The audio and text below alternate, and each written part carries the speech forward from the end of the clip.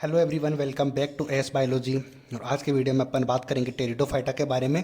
काफ़ी important point होने वाला है ये भी, तो एक एक लाइन को ध्यान से देखते रहो और ये करने के बाद एनसीईआरटी पढ़ना सब क्लियर हो जाएगा आपको। ठीक है, तो first terrestrial plant which possesses vascular tissue xylem and phloem. तो ब्रायोफाइटा जब अपन ने पढ़ा था तब भी वहाँ पे पढ़ा था कि फर्स्ट टेरेस्ट्रियल प्लांट होते हैं बट उनमें वेस्कुलर बंडल नहीं होता, लेकिन यहाँ पर टेरिडोफाइटा के अंदर वेस्कुलर टिश्यू या फिर वेस्कुलर बंडल होता है।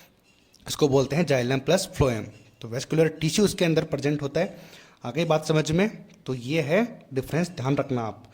तो फर्स्ट अगर प्लेस पे फर्स्ट टेरेस्ट्रियल बोले तो ब्रायोफाइटा आएगा, बट वेस्कुलर टिश्यू के लिए पूछे तो वो आएगा टेरिडोफाइटा के बारे में। अगला कैरेक्टर होता है, फर्स्ट कैरेक्टर की बात करते हैं, वो है प्लेस। कौन कौन से प्लेस पर ये प्रेजेंट हो सकते हैं?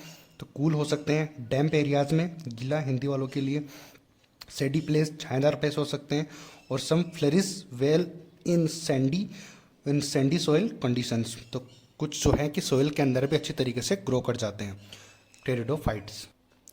नेक्स्ट कैरेक्टर है इनका मैन प्लांट बॉडी। इसका नेक्स्ट कैरेक्टर है नेचर, और नेचर होती है कि इनकी मैन प्लांट बॉडी जो होती है वो स्पोरोफाइट होती है। ठीक है, स्पोरोफाइट मैन प्लांट बॉडी होती है। इस ये होता क्या क्या है इसके अंदर? तो देखो, differentiate into true roots, root, stem and leaves. Leaves के अंदर, तीनों के अंदर अलग अच्छे तरीके से ये डिफ्रेंशिएट रहते हैं, तीनों अलग अलग होते हैं, पता लगता है कि हाँ ये रूट है, ये स्टेम है और ये लीव है। ठीक है, these organs possess well differentiated vascular tissue. तो इसके अंदर वेल डिफ्रेंशिएटेड वेस्कुलर टिश्यू भी प्रेजेंट होता है, वो अपन ने बात करी ली स्टार्टिंग के अंदर। कुछ इंपॉर्टेंट स्ट्रक्चर्स इसकी है, तो स्मॉल लीव प्रेजेंट होती है, वो है सिलेजिनेला। सिलेजिनेला के अंदर स्मॉल लीव्स प्रेजेंट हो सकती है, और कुछ बड़ी पत्तियां भी प्रेजेंट होती है, वो होती है फर्न्स में। ठीक है, एग्जांपल मैं आपको दिखा दूंगा। तो स्पोरोफाइट्स होती है, स्पोरोफाइट्स बियर्स स्पोरेंजिया। तो स्पोरोफाइट के अंदर स्पोरेंजिया प्रेजेंट होती है, that are subtended by the leaf like appendages called sporophylls. ठीक है, ये इंपॉर्टेंट चीज़ें हैं, तो इनको सबको अच्छे तरीके से इसी तरीके से ध्यान रख लेना है आपको। ठीक है, स्पोरोफाइट बियर्स स्पोरेंजिया। तो स्पोरोफाइट स्पोरेंजिया रखता है, that are subtended by the leaf like appendages, जिसके ऊपर लीफ लाइक स्ट्रक्चर प्रेजेंट होती है, जिसको स्पोरोफिल बोलते हैं। अब स्पोरोफिल क्या होता है? In some cases it may forms distinct compact structures called strobili और कॉन्स। तो ये स्ट्रोबिलाई और कॉन्स बना लेते हैं ये स्ट्रक्चर जो होती है स्पोरोफिल्स। ठीक है, एग्जाम्पल दे रखे हैं कि सिलेजिनेला और इक्विसिटम। तो इन चीज़ों को इसी तरीके से याद रख लेना है, एनसीईआरटी में इसी तरीके से लिखी हुई है, इसी तरीके से याद रखना है, इसी तरीके से क्वेश्चन आएगा। समझ गए हो बात? सेकंड थर्ड कैरेक्टर होता है लाइफ साइकिल। तब तो लाइफ साइकिल किस परसेंट होती है? Spore mother cell. सबसे पहले स्पोर मदर सेल प्रेजेंट होगी, उसके अंदर म्यूसिस होता है, उसके अंदर थैलिस गेमेटोफाइट बनता है। तो गेमेटोफाइट होता है वो थैलस टाइप का होता है, उसको बोलते हैं कि प्रोथैलस उसको बोलते हैं। ठीक है, अब इसको होता क्या है? ये फ्री लिविंग होता है, मल्टी सेलुलर होता है, मेजोरिटी ऑफ फोटोसिंथेटिक होता है, यानी कि मेनली ये बहुत ज़्यादा जितने भी जो थैलस गेमेटोफाइट होते हैं या फिर प्रोथैलस होते हैं, वो जो होते हैं कि मल्टीसेलुलर होते हैं, फ्री लिविंग होते हैं और फोटोसिंथेटिक हो सकते हैं। ठीक है, और जो प्रोटोथैलस होता है कि need cool damp and shady places to grow. तो अपन को पता ही है कि इनके प्लेस जो होते हैं वो कूल थे, डैम्प थे और सेडी प्लेसेस में ये उगते हैं। तो इसको प्रोथैलस को उगने के लिए भी ये चाहिए होती है, इस सारी जगह पे कूल डैम्प और सेडी एरिया की ज़रूरत पड़ती है। तो ये होगा इनका लाइफ साइकिल। तो अपने एनसीईआरटी में कुछ लिमिटेशन भी दी हुई है टेरिडोफाइट्स की, कि वो क्यों लिमिटेड एरियाज में प्रेजेंट होते हैं। इसकी मेन रीज़न है कि water required for the fertilization, कि इनके फर्टिलाइजेशन के लिए वाटर रिक्वायर्ड होता है, क्योंकि ये मिट्टी के एरियाज़ में जहाँ पर पानी नहीं होता वहाँ पे ग्रो तो कर सकते हैं, लेकिन इनको जो अपने जब पोलिनेट करना होगा तो तब उनको पानी की ज़रूरत पड़ेगी। ठीक है, they are present in the limited areas, इसीलिए वो लिमिटेड एरिया में प्रेजेंट हो सकते हैं। ठीक है, अगली बात करते हैं रिप्रोडक्शन की।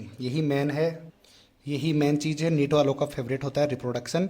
तो मेल रिप्रोडक्शन, फीमेल रिप्रोडक्शन। तो मेल रिप्रोडक्शन ऑर्गन को बोलते हैं एंथ्रीडिया, उसको हिंदी में ये बोलते हैं, और फीमेल होती है आर्किगोनिया, स्त्रीधानी इसको हिंदी में बोलते हैं। तो इनका कई बार तो एग्जाम में ये भी पूछ लेते हैं कि टेरिडोफाइटा के मेल ऑर्गन को क्या बोलते हैं। तो एंथ्रीडिया, फीमेल को बोलते हैं आर्किगोनिया। ठीक है, जब इन दोनों को फ्यूज करवाएंगे तो इनसे जाइगोट बनेगा।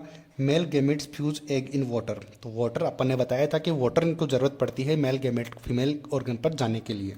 उससे बनता है जायगोट।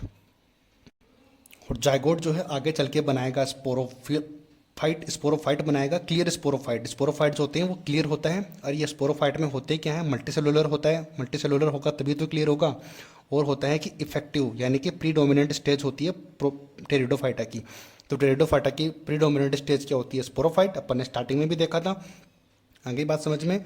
अब देखो होमोस्पोर, ये दो टाइप के हो सकते हैं। होमोस्पोर एक तो होमोस्पोर यानी कि सेम स्पोर, जब जब सेम सेम स्पोर बनते हैं उनको बोलते हैं होमोस्पोर। हेटेरोस्पोर जब डिफरेंट डिफरेंट बनते हैं तो उनको हेटेरोस्पोर बोलते हैं। ठीक है, डिफरेंट डिफरेंट को तो हेटेरोस्पोर बोलते हैं। अब इसमें क्या होता है, मेल होता है वो स्मॉल होते हैं, फीमेल होते हैं वो लार्ज होता है। अपन अपने भी में यही होता है, फीमेल्स होती हैं मोटी हो जाती है ना। ठीक है, बुरा मानने की कोई बात नहीं है, बट अपन रियल लाइफ से लेकर चलेंगे तो अच्छे से याद रहेगा। यानी कि मेल मोटे तो मेल भी होते हैं, बट मेनली जो होती हैं बॉडी बनाने में लग गए हैं आजकल सब, तो फिट रहते हैं। ठीक है, तो वो स्मॉल होते हैं, और फीमेल जो होती है बड़ी होती है। एग्जाम्पल दे रखा है यहाँ पे साल्विनिया और सिलेजिनेला, ये इसके एग्जाम्पल हैं। अब नोट अपन ने लिखा हुआ है तो इसका मतलब है कि नोट से तो हर लाइन से क्वेश्चन आने वाला है। ठीक है, तो देखो क्या है, the female gametophyte are retained on the present of the parent sporophyte. यानी कि जो गैमेटोफाइट होता है कि पेरेंट स्पोरोफाइट के ऊपर ही लगा हुआ रहता है। ध्यान रखना इस बात को, क्योंकि मेन बॉडी क्या है उसकी स्पोरोफाइट है, तो स्पोरोफाइट के ऊपर ही सब लोग डिपेंड रहेंगे।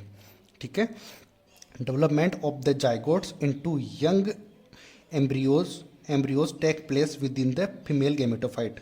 तो फीमेल गेमेटोफाइट के अंदर जो जाइगोट जब तक एम्ब्रियो नहीं बन जाता तब तक वो फीमेल गेमेटोफाइट के अंदर ही रहता है। ये भी पॉइंट समझ में आ गया। तो ये दोनों पॉइंट से दो क्वेश्चन बन सकते हैं। ठीक है, तो this event is a precursor to the seed obtained considered on important step in evolution.